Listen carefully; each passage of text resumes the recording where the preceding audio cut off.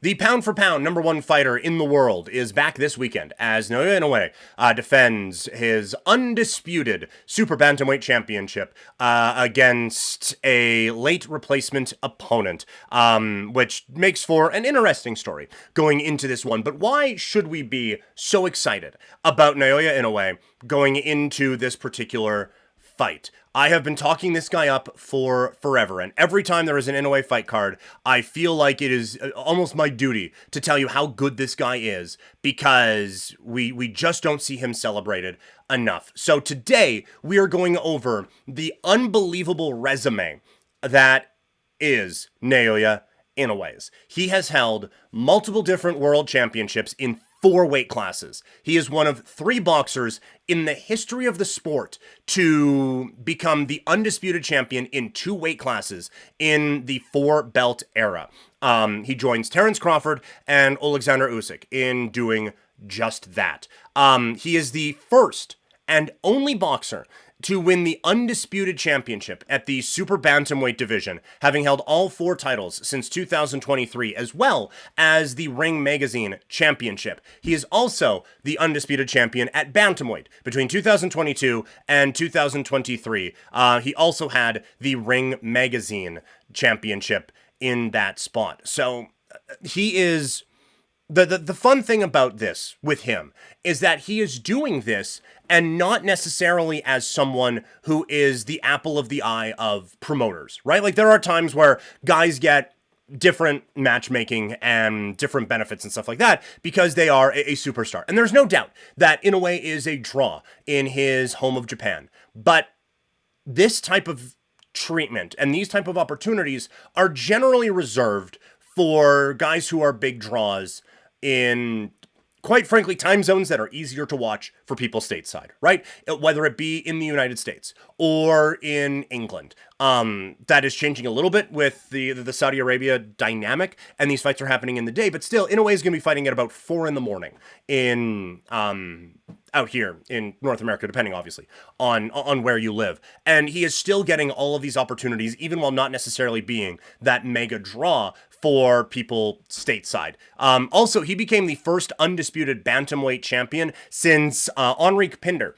in 1972, the first boxer to do it in the first boxer in history, to do it in the 4-belt era. He is someone who has really transcended things in Japan as well. In June 2022, he became the first Japanese boxer to be ranked number 1 in the world, pound for pound, by Ring Magazine. So what are the real accomplishments for this guy? Because there are a lot of times where we hear, okay, this guy was a champion at a couple of different weight classes, as, oh good, he moved up a pound. And there is, like, the undisputed at bantamweight and super bantamweight, it's a difference of 4 pounds.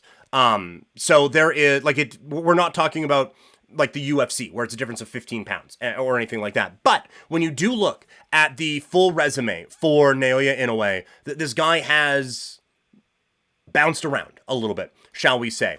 He is currently the undisputed super bantamweight champion. ESPN, by the way, listed as junior featherweight. But either way, the undisputed champion at 122 pounds. Formerly, undisputed bantamweight champion at 118. But he starts his journey at 108 pounds, winning the WBC flyweight championship. Again, 14 pounds lighter than where he is fighting right now. And the impressive thing about it, as he has made that journey, WBC flyweight champion, WBO junior bantamweight champion at 115 pounds, undisputed bantamweight champion at 118 pounds, and now the undisputed super bantamweight champion at 122.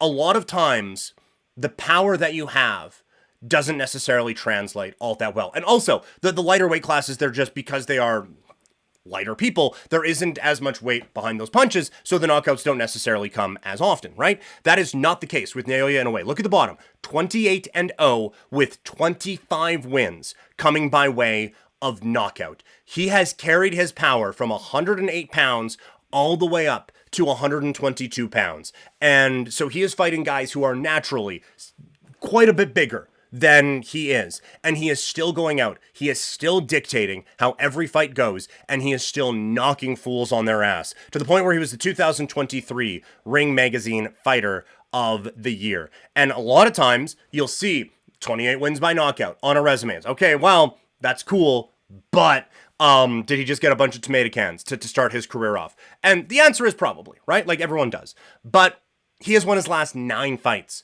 by knockout. So he is unifying championships, becoming undisputed champion, moving up weight classes and becoming undisputed champion there as well, and still knocking those guys out. So he is moving up step by step by step, and he is not just winning, he is dominating, and he is controlling, and there is a flair to it, and there is just a specialness. I urge you, just search Naoya Inoue fight, or if you're feeling nasty, Naoya Inoue knockout on YouTube, and just see the power that this guy has. You are not expecting punches to sound like that when they are coming from a human being that's 122 pounds.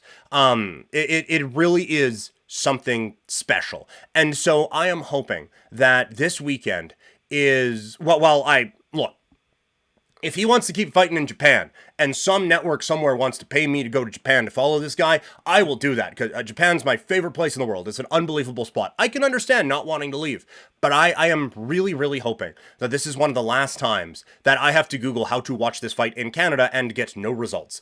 And I have to look at, hey, when does he fight? 4 a.m.